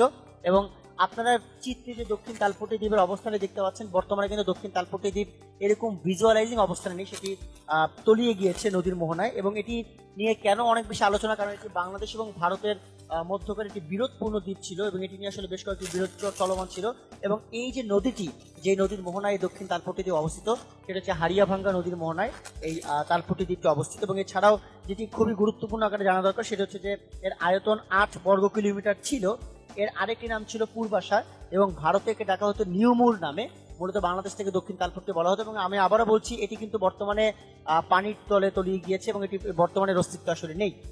সুপ্রিয় শিক্ষার্থী বন্ধুরা, এই ছিল মূলত বাংলাদেশের দ্বীপ কেন্দ্রিক যে বিভিন্ন অবস্থান, সেইগুলো আমরা আলোচনা করলাম। এছাড়াও কিন্তু আরো অনেক দ্বীপ বাংলাদেশে রয়েছে, যেমন আমরা বলতে পারি ছেড়া দ্বীপ রয়েছে, যেখানে সেন্ট মার্টিনের দক্ষিণে অবস্থিত, এবং এটি কক্সবাজারে, এবং বাংলাদেশের সর্বদক্ষিণের স্থানকে বলা হয় ছেড়া দ্বীপ। এছাড়াও কুতুবদিয়া রয়েছে, যার অবস্থান কক্সবাজারে, এবং এটিকে বলা হয় বাতি ঘরের জন্য বিখ্যাত, যেটি কিনা ব্রিটিশ আমলে নির্মিত হয়। এছাড়াও মহেশখালী রয়েছে, যার অবস্থান মূলত কক্সবাজারে, এবং এটি একমাত্র পাহাড়ি দ্বীপ যেখানে কিনা আদিনাথ মন্দির অবস্থিত, খুবই গুরুত্বপূর্ণ স্থাপনা। এছাড়াও এই কনসেপ্টগুলোর মাধ্যমে মূলত আমরা বাংলাদেশের দ্বীপ সম্পর্কে বোঝার চেষ্টা করলাম। আমরা চেষ্টা করব পার্শ্ব যে তথ্যগুলো আমরা আলোচনা করলাম সেই তথ্যগুলো ভালোভাবে মনে রাখার জন্য। আমরা আমাদের পরবর্তী আলোচনা থেকে মুভ করবো। আমরা দেখতে পাচ্ছি বাংলাদেশের হ্রদ সংক্রান্ত আলোচনা। এই আলোচনাটি খুবই গুরুত্বপূর্ণ, আমাদের হ্রদ ভিত্তিক বিভিন্ন বিষয়গুলো আমাদের জানতে হবে। আমরা প্রথমে যে তথ্যটি ক্ষেত্রে আমরা প্রথমে যে কনসেপ্টে দেখতে পাচ্ছি সেটা হচ্ছে কাপ্তাই হ্রদ। আমরা একটু কাপ্তাই হ্রদ বা কাপ্তাই লেক সম্পর্কে আমরা একটু জানবো। কাপ্তাই হ্রদ হচ্ছে বাংলাদেশের পার্বত্য চট্টগ্রাম অঞ্চলের রাঙামাটি জেলার একটি কৃত্রিম হ্রদ। এটি কর্ণফুলী যে পানি বিদ্যুৎ কেন্দ্র রয়েছে, সেই পানি বিদ্যুৎ কেন্দ্রের জন্য 1956 সালে এই কর্ণফুলী নদীর উপর কাপ্তাই বাঁধ নির্মাণ করা হলে এখানে মূলত রাঙামাটি জেলার 54,000 একর কৃষি জমি ডুবে যায়, এবং মূলত এই হ্রদের সৃষ্টি হয়।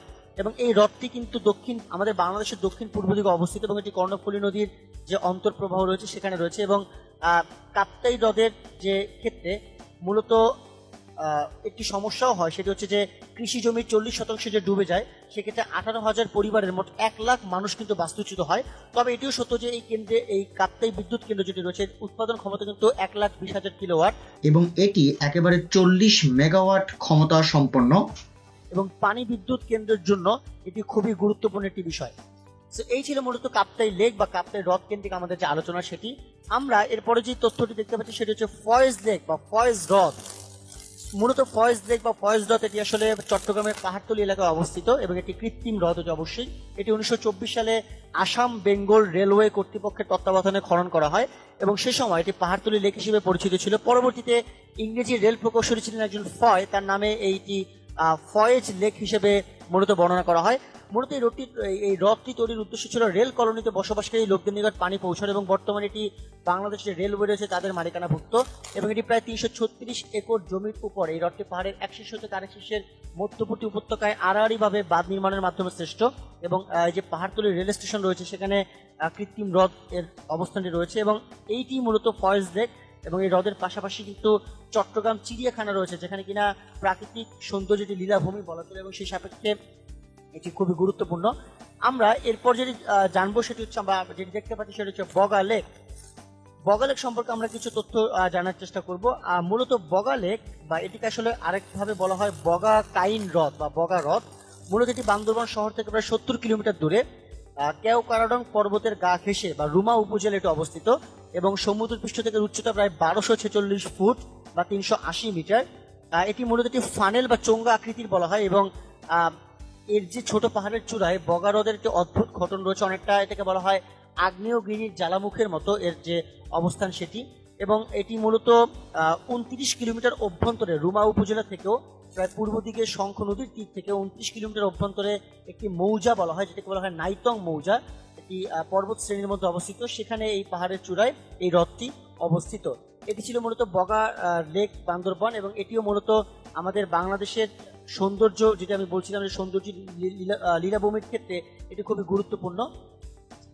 আমরা এর পরবর্তীতে যে বিষয়টি নিয়ে বা যে হ্রদটি নিয়ে আমরা দেখতে পাচ্ছি যেটি নিয়ে আমরা আলোচনা করবো সেটা হচ্ছে ধানমন্ডি লেক বা ধানমন্ডি হ্রদ, যেটা আমরা খুবই মোটামুটি পরিচিত এই সম্পর্কে ধানমন্ডি হ্রদ সম্পর্কে। তবে একটু বর্ণনা দেওয়াটা বেটার, সেটা হচ্ছে এটি অবস্থানটি কেমন। ধানমন্ডি লেক আমরা সবাই বুঝতে পেরেছি ঢাকার ধানমন্ডি আবাসিক এলাকার অবস্থিত একটি হ্রদ এবং লেকটি প্রথম দিকে কাউরান বাজার নদীর একটি পরিত্যক্ত খাল ছিল যেটি কিনা তুরাগ নদীর সাথে মিলিত ছিল এবং এটা আংশিকভাবে বেগুনবাড়ি খালের সাথেও মিলিত ছিল। পরে 1956 সালে প্রায় 240 হেক্টর জমিতে এই ধানমন্ডি লেকের আশেপাশের এলাকাকে আবাসিক এলাকা হিসেবে উন্নীত করা হয় এবং প্রায় 16% লেকের জন্য বরাদ্দ করা হয়। এবং এই আমরা দেখে থাকি যে বিভিন্ন সাংস্কৃতিক কেন্দ্র যেমন রবীন্দ্র সরোবর এটিও কিন্তু লেকের পাশে গড়ে উঠেছে। তো এটিও মূলত বাংলাদেশের প্রাকৃতিক সৌন্দর্যের ক্ষেত্রে এটি অনন্য নাম বলা চলে। এই ছিল বাংলাদেশের মোটামুটি যে হ্রদগুলো একদম বলার মতো বা যে হ্রদগুলো মোটামুটি খুবই গুরুত্বপূর্ণ সেই হ্রদগুলো নাম আমরা বললাম। আমরা এরপর যেটি দেখতে পাচ্ছি সেটি হচ্ছে বাংলাদেশের জলপ্রপাত এবং ঝর্ণা। খুবই গুরুত্বপূর্ণ একটি আলোচনা, জলপ্রপাত এবং ঝর্ণা। আমরা এখন সেটি নিয়ে আলোচনা করব। প্রথমেই আমরা যেটি দেখতে পাচ্ছি শুভলং ঝর্ণা। শুভলং ঝর্ণা খুবই আকর্ষণীয় একটি বিষয় বাংলাদেশের পর্যটন কেন্দ্রের ক্ষেত্রে এবং এটি আসলে বাংলাদেশের রাঙ্গামাটি জেলার বরকল উপজেলার বালুখালী ইউনিয়নে অবস্থিত এবং এটি একটি পাহাড়ি ঝর্ণা মূলত এবং এর মোট উচ্চতা হচ্ছে 300 ফুট এবং এটি কাপ্তাই হ্রদ থেকে জলপ্রবাহটি হয় এবং রাঙ্গামাটি সদর থেকে এই ঝর্ণার দূরত্ব হচ্ছে মোটামুটি 25 কিলোমিটার এবং শুকনো মৌসুমে শুভলং ঝর্ণায় খুবই সামান্য পানি থাকে যেটি কিনা শুভলং ঝর্ণার জলধারা বর্ষা মৌসুমে প্রায় 300 ফুট উঁচু থেকে একদম কাপ্তের জলে গিয়ে মিশে। সেই সাপেক্ষে বাংলাদেশ পর্যটন কর্পোরেশনের যে স্থাপনা সেটি নির্মাণ করেছে এবং ক্ষেত্র বিশেষে অনেক সময় দেখা যায় যে ঝর্ণায় প্রবেশ করতে হলেও অনেক সময় দর্শনার্থী যারা রয়েছে তাদেরকে টিকিট কাটতে হয়, সেগুলো খুবই গুরুত্বপূর্ণ একটি বিষয়। তো যাই হোক, যেভাবেই হোক না কেন তারপরে বাংলাদেশের জন্য এটি খুবই গুরুত্বপূর্ণ একটি নিদর্শন বলা চলে। আমরা এর পরবর্তী যে দেখতে পাচ্ছি হামহাম ঝর্ণা, এটিও খুবই গুরুত্বপূর্ণ একটি বিষয় হামহাম ঝর্ণা এবং আমরা যেটি খুব ভালোভাবে আমাদের জেনে নিতে হবে যে হামহাম ঝর্ণা সেটি আসলে অবস্থিত মৌলভীবাজার জেলার কমলগঞ্জে এবং বর্ষাকালে এখানে প্রচন্ড ব্যাপ্তিতে জলধারা তৈরি হয় এবং এটি পাহাড়ি অরণ্যে ঘেরা এবং এটি আমি যদি স্পেসিফিক্যালি বলি মৌলভীবাজার জেলার কমলগঞ্জ উপজেলার রাজকান্তি রিজার্ভ ফরেস্টের যে কুরমা বনবিট তার মধ্যে এটি রয়েছে এবং ঝর্ণাটির নামকরণ অনেকেই হামহাম এটি হয় কারণ হচ্ছে সিলেটি উপভাষার রয়েছে, সেই উপভাষা থেকেই মূলত হামহাম শব্দটি চলে এসেছে। তো এই সাপেক্ষে মূলত যে হামহাম ঝর্ণাটি রয়েছে সেটিকে উল্লেখ করা হয় এবং এটিও বাংলাদেশের যে প্রাকৃতিক লীলাভূমি রয়েছে সেই লীলাভূমির ক্ষেত্রে এটি খুবই গুরুত্বপূর্ণ একটি বিষয়। আমরা এর পরবর্তীতে যেটি দেখতে পাচ্ছি সেটা হচ্ছে নাফাখুম ঝর্ণা বা নাফাখুম জলপ্রপাত, যেটি বলি না কেন এটি খুবই গুরুত্বপূর্ণ এবং এটি বান্দরবান জেলায় অবস্থিত একটি প্রাকৃতিক জলপ্রপাত। আই রিপিট, এটি একটি প্রাকৃতিক জলপ্রপাত এবং মানমা ভাষায় খুম মানে হচ্ছে জলপ্রপাত এবং এটি বাংলাদেশের সবচেয়ে বড় জলপ্রপাত হচ্ছে নাফাখুম জলপ্রপাত এবং এটি বান্দরবান জেলার যে থানচি উপজেলা তার রেমাক্রি ইউনিয়নে এই জলপ্রপাতটি অবস্থিত এবং এটি বান্দরবান থেকে প্রায় 79 কিলোমিটার দূরে অবস্থিত, এবং সাঙ্গু নদীর পাড়ে যে থানচি বাজারটি রয়েছে সেখানে ধরে নৌকা বেয়ে এখানে চলে যেতে হয়। তো এই হচ্ছে মূলত যে নাফাখুম জলপ্রপাত, সেই নাফাখুম জলপ্রপাতের অবস্থান। এবং নিঃসন্দেহে এখানে অনেকগুলো খুম রয়েছে, আমিয়া খুম থেকে শুরু করে আরো অনেকগুলো খুম রয়েছে। সেই সাপেক্ষে এই নাফাখুম জলপ্রপাতটি বা ঝর্ণাটি এটি বাংলাদেশের পর্যটন কেন্দ্রের জন্য খুব আকর্ষণীয়। আমরা দেখতে পাচ্ছি হিমছড়ি ঝর্ণা এবং পাহাড়, এটিও খুবই গুরুত্বপূর্ণ। হিমছড়ি ঝর্ণা সংক্রান্ত যে আলোচনা সেটি আমরা এখন করব। হিমছড়ি মূলত কক্সবাজার থেকে 12 কিলোমিটার দূরে অবস্থিত এবং এটি চট্টগ্রাম বিভাগের কক্সবাজার জেলায় অবস্থিত একটি পর্যটন স্থল। হিমছড়ির এক পাশে সুবিস্তৃত সমুদ্র সৈকত রয়েছে এবং অন্য পাশে রয়েছে একেবারে সবুজ পাহাড়ের সারি। এবং এই জলপ্রপাতটি মূলত প্রধান পর্যটন আকর্ষণ। যদিও বর্ষার সময় ছাড়া এখানে অন্যান্য অনেক সময় ঝর্ণায় পানি থাকে না বা শুষ্ক থাকে, তবুও বলা চলে যে প্রাকৃতিক পরিবেশ হিসেবে হিমছড়ি যে ঝর্ণাটি রয়েছে সেটি একটি অন্যতম প্রধান আকর্ষণের কেন্দ্রবিন্দু হিসেবে রয়েছে। এবং এই হিমছড়ি যে কনসেপ্ট রয়েছে সেটি এই কারণে আরো বেশি গুরুত্বপূর্ণ, কারণ পর্যটন কেন্দ্র বা এটিকে বলা হয় যে বাংলাদেশের যে শীতল পানির ঝর্ণা, সেই সাপেক্ষে শীতল পানির ঝর্ণা একমাত্র বাংলাদেশে যেটি অবস্থিত সেটি হচ্ছে মূলত হিমছড়ি ঝর্ণা, বাংলাদেশের একমাত্র শীতল পানির ঝর্ণা বলা হয়। এবং যেহেতু আপনারা জেনে গেলেন যে শীতল পানির ঝর্ণাটি বলা হয়, একটু জেনে ফেলতে হবে সেটি হচ্ছে যে গরম পানির ঝর্ণা তাহলে কোনটি। আমরা যেটি জেনে নেব সেটি হচ্ছে গরম পানির ঝর্ণা বলা হয় সীতাকুণ্ড ঝর্ণাকে। অর্থাৎ সীতাকুণ্ড ঝর্ণা হচ্ছে মূলত বাংলাদেশের একমাত্র গরম পানির ঝর্ণা, যেটি কিনা চট্টগ্রামের সীতাকুণ্ডের যে চন্দ্রনাথ পাহাড় সেখানে মূলত অবস্থিত। যে সীতাকুণ্ড ঝর্ণা আমরা যেটি বলছি সেটি। সো এই সীতাকুণ্ড ঝর্ণাটি কিন্তু মূলত আমাদের যাতায়াতের ক্ষেত্র থেকে বলা হয় যে এটি নিকটবর্তী অবস্থানে রয়েছে এবং সেই সাপেক্ষে সীতাকুণ্ড ঝর্ণা পর্যটন করা বা এটি পর্যটন কেন্দ্র ভ্রমণ করা এটি খুবই সম্ভবযুক্ত অবস্থানে রয়েছে। আমরা সীতাকুণ্ড পাহাড়ও রয়েছে যেটি কিনা চন্দ্রনাথ পাহাড় বলা হয়, সেই সাপেক্ষে যেমন এটি হিমালয় হতে বিচ্ছিন্ন, এটি হিমালয়ের পূর্বাঞ্চলীয় অংশ যেটি কিনা ফেনী নদী পার হয়ে এটি চট্টগ্রামের সাথে মিশেছে, সেই সাপেক্ষে এটিকে উল্লেখ করা হয় এবং এই কারণে সীতাকুণ্ড পাহাড় এটি খুবই গুরুত্বপূর্ণ। সুপ্রিয় শিক্ষার্থী বন্ধুরা, এই ছিল মূলত বাংলাদেশের যে জলপ্রপাত এবং ঝর্ণা কেন্দ্রিক আলোচনা, সেটি আমরা এই কনসেপ্ট থেকে জেনে গেলাম। এর পরবর্তীতে আমরা দেখবো আমাদের পরবর্তী আলোচনা যেটি রয়েছে সেটি হচ্ছে বাংলাদেশের উপত্যকা। খুবই গুরুত্বপূর্ণ কিছু আলোচনা বাংলাদেশের উপত্যকা। আমরা প্রথমে যে উপত্যকার সম্পর্কে আলোচনা করবো সেটা হচ্ছে সাঙ্গু ভ্যালি। সাঙ্গু ভ্যালি আসলে কি? মূলত সাঙ্গু ভ্যালি যে উপত্যকাটি রয়েছে এটি বাংলাদেশের অভ্যন্তরে সাঙ্গু নদীর কেন্দ্রীভূত অবস্থানে অবস্থিত। এবং সাঙ্গু নদী আসলে কি? বাংলাদেশের অভ্যন্তরে যে কয়েকটি নদীর উৎপত্তি তার মধ্যে সাঙ্গু নদীর অন্যতম এবং এটি চট্টগ্রাম এবং বান্দরবান জেলার একটি অন্যতম নদী। এবং এটিকে বলা হয় বাংলাদেশ পানি উন্নয়ন বোর্ড বা পাউবো কর্তৃক সাঙ্গু নদী অবস্থিত এবং এটিকে সাধারণত বলা হয় এর কেন্দ্রভূত যে উপত্যকা সেটিকেই মূলত সাঙ্গু উপত্যকা বা সাঙ্গু ভ্যালি বলা হয়। আমরা আমাদের অনেক পরিচিত একটি পর্যটন কেন্দ্র যার নাম হচ্ছে সাজেক ভ্যালি, এই সম্পর্কে আমরা একটু আলোচনা করব। সাজেক ভ্যালি বা সাজেক উপত্যকা যেটি সেটি বাংলাদেশের রাঙামাটি জেলার বাঘাইছড়ি উপজেলার অন্তর্গত সাজেক ইউনিয়নের একটি বিখ্যাত পর্যটন স্থল এবং এটি একেবারে রাঙামাটির উত্তরে অবস্থিত। এবং এই সাজেক ভ্যালি যেখানে দুটি পাড়া রয়েছে, একটা রুইলুই পাড়া, একটি কংলাক পাড়া। 1885 সালে এই রুইলুই পাড়া অবস্থিত, যেটি কিনা 1720 ফুট উচ্চতা, এবং কংলাক পাড়া 1800 ফুট উচ্চতা অবস্থিত। এবং সাজেক ভ্যালি কি সাধারণত বলা হয় রাঙামাটির ছাদ। এবং আমরা সবাই জানি যে এই উপত্যকা বা এই যে জায়গাটি রয়েছে সেই ক্ষেত্রে মূলত পর্যটন কেন্দ্রের ক্ষেত্রে সাজেক ভ্যালি একটি অনন্য নিদর্শন বা অনন্য অবস্থান ধারণ করে রেখেছে। আমরা আরো কিছু উপত্যকা সম্পর্কে জানবো, যেমনটা আমরা এখানে দেখতে পাচ্ছি যে নাপিতখালী ভ্যালি। নাপিতখালী ভ্যালি প্রথমেই বলে না ভালো, নাপিতখালী ভ্যালির যে অবস্থান সেটি হচ্ছে কক্সবাজারে। এবং এক্ষেত্রে একটি বিষয় বলা ভালো, সেটা হচ্ছে যে নাপিতখালী ভ্যালির যে বিভিন্ন প্রাকৃতিক সৌন্দর্য যে নিদর্শন সেই সাপেক্ষে মৌলভীবাজারের পাশাপাশি মৌলভীবাজার আরো অনেকগুলো উপত্যকা রয়েছে, সেই পাশাপাশি নাপিতখালী ভ্যালি যেটি কিন্তু কক্সবাজারের একটি আনুষঙ্গিক নিদর্শন হিসেবে বলা হয়, সেই নিদর্শনটিকেও উল্লেখ করা হয়। আমরা এর পরবর্তী দেখতে পাচ্ছি মাইনমুখ ভ্যালি, খুবই গুরুত্বপূর্ণ একটি জায়গা মাইনমুখ ভ্যালি। এবং এটি যেখানে অবস্থিত সেটি হচ্ছে মূলত মৌলভীবাজারে মাইনমুখ ভ্যালি। এবং মাইনমুখ ভ্যালি মূলত, দুঃখিত আমি একটু ভুল বলেছি, আমি মাইনমুখ ভ্যালি যেটি অবস্থিত সেটি হচ্ছে মূলত রাঙামাটি জেলার লংগদু উপজেলায়। এবং লংগদু উপজেলাটি মূলত মাইনমুখ ইউনিয়ন রয়েছে, সেই মাইনমুখ ইউনিয়নই এই মাইনমুখ যে ভ্যালিটি রয়েছে সেই বা উপত্যকা, সেই উপত্যকাটি অবস্থিত। আমরা একটু পরিচিত জায়গায় দেখতে পাচ্ছি হালদা ভ্যালি। হালদা ভ্যালি কোথায় অবস্থিত? হালদা ভ্যালি অবস্থিত হচ্ছে খাগড়াছড়িতে। এবং মোর ইম্পর্টেন্টলি আমাদের যেটি জানতে হবে সেটা হচ্ছে যে হালদা ভ্যালি এটি যেটি কিনা খুবই গুরুত্বপূর্ণ একটি প্রাকৃতিক নিদর্শন হিসেবে খ্যাত। এবং এটি কিন্তু আমরা সবাই খুব ভালো করে জানি যে হালদা ভ্যালি হালদা নদীর তীরে অবস্থিত এবং এটি কিনা বাংলাদেশের মধ্যে উৎপত্তি আরেকটি নদী, খুবই গুরুত্বপূর্ণ।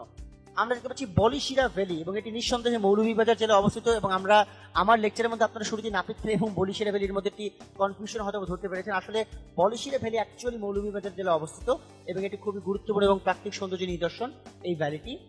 এটিও খুবই উপত্যকা হিসেবে এটি খুবই গুরুত্বপূর্ণ। এই ছিল মূলত আমাদের বাংলাদেশের উপত্যকা কেন্দ্রিক আলোচনা। আমরা আমাদের পরবর্তী আলোচনা থেকে দেখবো বাংলাদেশের পাহাড় পর্বত, খুবই গুরুত্বপূর্ণ একটি আলোচনা। আমরা দেখতে পাচ্ছি যে অনেকগুলো পাহাড়ের অবস্থান এবং বিশেষত্ব বলা রয়েছে, আমরা এগুলো একটু লক্ষ্য করবো। যেমন গারো পাহাড়, এর অবস্থান হচ্ছে ময়মনসিংহ এবং এটি আমাদের বাংলাদেশের সবচেয়ে বড় পাহাড় বলা হয়। চিম্বুক পাহাড়ের অবস্থান রয়েছে বান্দরবানে, যেটাকে বলা হয় বিশ্বের না দুঃখিত আমাদের দেশের তৃতীয় সর্বোচ্চ পর্বত শৃঙ্গ, এটি কালা পাহাড় নামে খ্যাত। এছাড়াও কুমিল্লার লালমাই পাহাড়টি রয়েছে, যেটি কিনা প্রত্নতাত্ত্বিক নিদর্শন হিসেবে খ্যাত। আলুটিলা পাহাড় রয়েছে, যেটি কিনা খাগড়াছড়িতে অবস্থিত এবং এটি খাগড়াছড়ির উঁচু পাহাড়, যেখানে কিনা জুম চাষ হয়। কুলাউড়া পাহাড় রয়েছে, যেটি কিনা মৌলভীবাজার অবস্থিত এবং এখানে ইউরেনিয়ামের সন্ধান পাওয়া গিয়েছে। চট্টগ্রামের চন্দ্রনাথ পাহাড়টি রয়েছে, যেটি কিনা হিন্দুদের তীর্থস্থান এবং এখানে গরম পানির ঝর্ণা রয়েছে, যেটি কিনা সীতাকুণ্ড ঝর্ণা, আমি একটু আগে আলোচনা করলাম। কক্সবাজারের হিমছড়ি পাহাড় রয়েছে, যেখানে কিনা শীতল পানির ঝর্ণা রয়েছে, যেটিও আমরা একটু আগে আলোচনা করলাম। চট্টগ্রামের বাটালি নামক একটি পাহাড় রয়েছে, যেটি কিনা চট্টগ্রামের সবচেয়ে উঁচু পাহাড়। এছাড়াও মৌলভীবাজারের পাথারিয়া নামক পাহাড় রয়েছে, যেটি কিনা মাধবকুণ্ড জলপ্রপাতের উৎপত্তি স্থল বলা হয়। খাগড়াছড়ির মাইভার পর্বত বা মাইভার পাহাড় রয়েছে, যেটি কিনা মাতামুহুরী নদীর উৎপত্তি এখান থেকে হয়। বান্দরবান এর বিজয় নামক পাহাড় রয়েছে, যেটি কিনা সর্বোচ্চ পর্বতশৃঙ্গ বলা হয় এবং যেটা উচ্চতা বর্তমানে 1231 মিটার। এবং ওই বান্দরবানে কেওক্রাডং পাহাড়ের কথা বলা হয়, যেটি কিনা দ্বিতীয় সর্বোচ্চ পর্বতশৃঙ্গ, যার উচ্চতা 1230 মিটার। এবং এই উচ্চতা নিয়ে মূলত কিন্তু একটু দ্বন্দ্ব বলবো না, একটু কনফিউশন রয়েছে, কারণ এখন পর্যন্ত বান্দরবানের বিজয় পাহাড়টিকে সর্বোচ্চ পর্বতশৃঙ্গ হিসেবে রাষ্ট্রীয়ভাবে বলা হয়। এটি মূলত কনফিউশন ক্লিয়ার করে রাখার মতো। কেওক্রাডং আগে ছিল, বর্তমানে নেই। তাজিংডং তো এখন আরোই নেই। মূলত বিজয় পাহাড়টি এটি আসলে বর্তমানে বাংলাদেশের সর্বোচ্চ পর্বতশৃঙ্গ। আমরা আমাদের পরবর্তী আলোচনার দিকে মুভ করি। আমরা দেখতে পাচ্ছি পানি বন্টন চুক্তি এবং পানি শোধনাগার, সেটি নিয়ে কিন্তু আমরা প্রায় আলোচনা করেছিলাম যে গঙ্গার, আমরা প্রথমেই এখানে কিছু তথ্য প্রবাহ দেখতে পাচ্ছি। গঙ্গার পানি বন্টন নিয়ে ভারতের সাথে একটি অন্তর্বর্তী চুক্তি স্বাক্ষরিত হয় 1975 সালে এবং 30 বছর মেয়াদী পানি বন্টন চুক্তি ভারতের সাথে স্বাক্ষরিত হয় 12 ডিসেম্বর 1996 সালে। অর্থাৎ মোর ইম্পর্টেন্টলি আমরা এটি জেনে ফেলতে বা বুঝে ফেলতে পারছি যে 2026 সালে এর মেয়াদটি শেষ হবে এবং এই 30 বছর মেয়াদী পানি বন্টন চুক্তি ভারতের সাথে কার্যকর হয় 4 নভেম্বর 1997 সাল থেকে। পানি শোধনাগারটি খুবই গুরুত্বপূর্ণ। বাংলাদেশের প্রথম পানি শোধনাগার স্থাপন করা হয় ঢাকার চাঁদনী ঘাটে 1874 সালে এবং আপনারা চিত্রে বা ইমেজে যে ছবিটি দেখতে পাচ্ছেন সেটা হচ্ছে বাংলাদেশের বৃহত্তম পানি শোধনাগার, যেটি কিনা ঢাকার সায়দাবাদে অবস্থিত। এটিও খুবই গুরুত্বপূর্ণ একটি বিষয়। মূলত পানি বন্টন চুক্তি যেহেতু শুধুমাত্র দ্বিপাক্ষিকভাবে ভারতের সাথে সংগঠিত হয়েছে, এটি খুবই সহজেই অনুমেয় এবং পানি শোধনাগার সম্পর্ক আমরা কিছুটা জেনে ফেলার চেষ্টা করলাম। আমরা এর পরবর্তীতে আলোচনা দেখতে পাচ্ছি বাংলাদেশের ইকো পার্ক। ইকো পার্ক গুলো খুবই গুরুত্বপূর্ণ। আপনারা দেখতে পাচ্ছেন সীতাকুণ্ড ইকো পার্ক। আমরা জানি যে সীতাকুণ্ড এটি কিনা চট্টগ্রামে অবস্থিত, সেই সাপেক্ষে এই সীতাকুণ্ড ইকো পার্ক গঠিত এবং এই সীতাকুণ্ড ইকো পার্কটি হচ্ছে চট্টগ্রামের সীতাকুণ্ড পাহাড় কেন্দ্রিক একটি ইকো পার্ক হিসেবে রয়েছে। আমরা এর পরবর্তীতে দেখতে পাচ্ছি মাধবকুণ্ড, যেটি কিনা সিলেটে অবস্থিত এবং মাধবকুণ্ড জলপ্রপাতের উপর ভিত্তি করে এই মাধবকুণ্ড ইকো পার্কটি গঠিত হয়েছে এবং ইকো পার্কটিও কিন্তু পর্যটন স্থলের জন্য খুবই আকর্ষিত একটা বিষয়। বঙ্গবন্ধু সাফারি পার্ক, যেটি কিনা মূলত অবস্থিত হচ্ছে গাজীপুরের বঙ্গবন্ধু সাফারি পার্ক বলা হয় এবং এটি খুবই দৃষ্টিনন্দন এবং নয়ন অভিরাম একটি সাফারি পার্ক এবং এটি আঞ্চলিকভাবেও খুবই বিখ্যাত একটি জায়গা। এবং সবশেষে ইম্পর্টেন্ট হচ্ছে শেখ রাসেল ইকো পার্ক, যেটি কিনা আরেকটি অপরূপ সুন্দর ইকো পার্ক, যেটি কিনা খুলনার রূপসা নদীর তীরে বা রূপসা ব্রিজ ঘিরে এটি অবস্থিত এবং এই শেখ রাসেল ইকো পার্কটিও খুবই গুরুত্বপূর্ণ। এই ছিল মূলত বাংলাদেশের ইকো পার্ক। এখান থেকে শব্দ প্রশ্ন খুব কম আসে, তারপর আমরা হ্রদ জলপ্রপাতের পাশাপাশি এটিকে অন্তর্ভুক্ত করে রাখলাম যাতে আমাদের ঝুঁকিবিহীন একটি পড়াশোনা আমরা করতে পারি এবং এটি এখান থেকে যদি প্রশ্ন আসে তবে যেন উত্তর প্রদান করা সম্ভব হয়। সুপ্রিয় শিক্ষার্থী বন্ধুরা, আমরা লেকচারের একদম শেষের দিকে চলে এসেছি। আমরা এখন দেখবো আমাদের আজকের লেকচারের সাথে সংশ্লিষ্ট কোন কোন বিষয়গুলো মূলত আগের বছরের প্রশ্নগুলোতে চলে এসেছে, আমরা সেই বিষয়গুলো একটু আলোচনা করব। আমরা প্রথমে যেটি দেখতে পাচ্ছি সেটা হচ্ছে যে মাধবকুণ্ড জলপ্রপাত কোন জেলায় অবস্থিত। এটি কিন্তু খুবই গুরুত্বপূর্ণ প্রশ্ন, ঢাকা ইউনিভার্সিটির 2018 সালে এসেছে এবং এর উত্তরটি হচ্ছে মৌলভীবাজারে অবস্থিত মাধবকুণ্ড জলপ্রপাত। আমি আবারও বলছি, অনেকে সিলেট মনে করেন, কিন্তু আসলে মৌলভীবাজারে মাধবকুণ্ড জলপ্রপাত অবস্থিত। আমরা এরপর দেখতে পাচ্ছি যে বাংলাদেশের বৃহত্তম দ্বীপ কোনটি। আমি এটা আমার লেকচারের মধ্যেও বলেছি, বাংলাদেশের বৃহত্তম দ্বীপ হচ্ছে ভোলা দ্বীপ। এটি বাংলাদেশের বৃহত্তম দ্বীপ হিসেবেই বলা হয় মূলত। এবং এই প্রশ্নটি ঢাকা ইউনিভার্সিটি এসেছে, জগন্নাথ ইউনিভার্সিটি এসেছে। আমরা দেখতে পাচ্ছি বাংলাদেশের সবচেয়ে বড় স্থল বন্দর কোনটি, এবং উত্তরটি হচ্ছে বেনাপোল স্থল বন্দর। এটিও কিন্তু খুবই গুরুত্বপূর্ণ প্রশ্ন, যেটি কিনা ঢাকা ইউনিভার্সিটিতে এসেছে। আমরা এখানে দেখতে পাচ্ছি সেন্ট মার্টিন দ্বীপের স্থানীয় নাম কি। কিছুক্ষণ আগে আমরা জেনেছি, যেটিও কিনা ঢাকা ইউনিভার্সিটিতে খুবই এসেছে এবং এটি খুবই গুরুত্বপূর্ণ প্রশ্ন। এবং সেন্ট মার্টিন দ্বীপের স্থানীয় নাম হচ্ছে নারিকেল জিঞ্জিরা। আমরা কিছুক্ষণ আগে সেটি জেনেছি। আমরা এরপর দেখতে পাচ্ছি বাংলাদেশের সর্বোচ্চ চূড়া কোনটি। খুবই গুরুত্বপূর্ণ প্রশ্ন, এবং এই প্রশ্নের এক বাক্য উত্তর দেওয়ার আগে আমি একটু ব্যাখ্যা করবো। এবং প্রথমেই বলে রাখি, এটি কিন্তু আপনারা দেখতে পাচ্ছেন ঢাকা ইউনিভার্সিটির ডি ইউনিটে 2বার এসেছে, জগন্নাথ ইউনিভার্সিটিতে 1বার এসেছে। সুতরাং খুব স্বাভাবিকভাবে অনুমেয় যেটি খুবই গুরুত্বপূর্ণ। যে ব্যাখ্যাটি করবো সেটি হচ্ছে বিজয়, বা বিজয় কি মূলত বলা হয় তাজিং ডং। এটি মূলত সরকারিভাবে স্বীকৃত বাংলাদেশের সর্বোচ্চ পর্বত তাজিং ডং। তবে সাফা হাকং বা এটিকে বলা হয় পাহাড় চূড়াকে বাংলাদেশের সর্বোচ্চ পাহাড় চূড়া বলা হয়। কেন সাফা হাকংকে আমরা উচ্চারণ করি বা পড়িনি? কারণ সাফা হাকং এখন পর্যন্ত বাংলাদেশের রাষ্ট্রীয়ভাবে স্বীকৃত কোনো পর্বত চূড়া নয়, সেই সাপেক্ষে এখনো বাংলাদেশের সর্বোচ্চ চূড়াটিকে বলা হয় না। আমরা দেখতে পাচ্ছি নিম্নের কোথায় সমুদ্র বন্দর অবস্থিত। এটি ঢাকা ইউনিভার্সিটির প্রশ্ন এসেছে এবং জগন্নাথ ইউনিভার্সিটির প্রশ্ন এসেছে। সো যেই অপশনগুলো ছিল সেই অপশন সাপেক্ষে উত্তরটি হবে মূলত মংলা, বা মংলাতে নিম্নের সমুদ্র বন্দর অবস্থিত। বাংলাদেশের কোন দ্বীপে পাহাড় রয়েছে, এটিও খুবই গুরুত্বপূর্ণ একটি প্রশ্ন, সেই সাপেক্ষে উত্তরটি। এবং আমরা দেখতে পাচ্ছি গুরুত্বপূর্ণ এই অর্থে ঢাকা ইউনিভার্সিটি এসেছে, জাহাঙ্গীরনগর ইউনিভার্সিটি 2010 সালে এসেছে, এমনকি জগন্নাথ ইউনিভার্সিটিতেও এটি 2014 সালে এসেছে। এবং বাংলাদেশের যেই দ্বীপে পাহাড় রয়েছে সেটি হচ্ছে মহেশখালী দ্বীপ, এখানে পাহাড় রয়েছে। এবং আমরা দেখতে পাচ্ছি দুবলার চর কোথায় অবস্থিত। আমরা সবাই জানি যে এটিও খুবই গুরুত্বপূর্ণ একটি প্রশ্ন। এবং দুবলার চর মূলত অবস্থিত হচ্ছে সুন্দরবনে। এবং আমি যদি স্পেসিফিক্যালি বলি, সুন্দরবনের দক্ষিণ উপকূলে। এই প্রশ্নটিও ঢাকা ইউনিভার্সিটির বি ইউনিট এসেছে এবং জগন্নাথ ইউনিভার্সিটির 2011 সালের বি ইউনিটেও এটি চলে এসেছে। এবং সর্বশেষ যে খুব সহজ একটি প্রশ্ন আমরা এখানে দেখতে পাচ্ছি, উপকূল হতে বাংলাদেশের সমুদ্র সীমা কত, যেটি কিনা ঢাকা ইউনিভার্সিটির বি ইউনিট এসেছে এবং জগন্নাথ ইউনিভার্সিটি এসেছে। উত্তরটি খুবই পরিষ্কার, এটি হচ্ছে 200 নটিক্যাল মাইল। এটি উপকূল হতে বাংলাদেশের সমুদ্র সীমা। মূলত এই ছিল আমাদের লেকচারের সাথে কানেক্টেড পূর্ববর্তী বছরের যে প্রশ্নগুলো আমি আলোচনা করব সেগুলো। সুপ্রিয় শিক্ষার্থী বন্ধুরা, আপনাদেরকে আন্তরিক ধন্যবাদ জানাচ্ছি এতক্ষণ আমাদের সাথে এই লেকচারটিকে উপভোগ করার জন্য। এবং প্রথমেই বলে রাখি, যেহেতু আজকে আমরা আমাদের লেকচারে হ্রদ, জলপ্রপাত ইত্যাদি বা পাহাড় পর্বত উপত্যকা নিয়ে আলোচনা করলাম বা জাতীয় দিবস নিয়ে আলোচনা করলাম, আমি একটু বলবো আপনারা জাতীয় দিবসের ক্যালেন্ডার থেকে দেখে বুঝে শুনে পড়বেন, যেটি খুবই গুরুত্বপূর্ণ। হ্রদ বা জলপ্রপাতগুলোর যে ইমেজগুলো আমি দেখালাম সেই ভিজুয়ালাইজ করে পড়লে আপনাদের জন্য সুবিধা, খুব ভালোভাবে তথ্যগুলো মনে থাকবে। এবং দয়া করে যে তথ্যগুলো আমার এখানে সংশ্লিষ্ট ছিল না কিন্তু আমি উচ্চারণ করেছি বা পার্শ্ব তথ্য হিসেবে নির্ধারিত, সেই তথ্যগুলো একটু টুকে ফেলার চেষ্টা করবেন। আপনাদের সবাইকে আবারও ধন্যবাদ জানাচ্ছি এতক্ষণ সাথে থাকার জন্য। আশা করি অন্য কোনো লেকচারে ভবিষ্যতে দেখা হবে। ততদিন পর্যন্ত ভালো থাকবেন, সুস্থ থাকবেন, 10 মিনিট স্কুলের সাথেই থাকবেন। সবাইকে আন্তরিক ধন্যবাদ।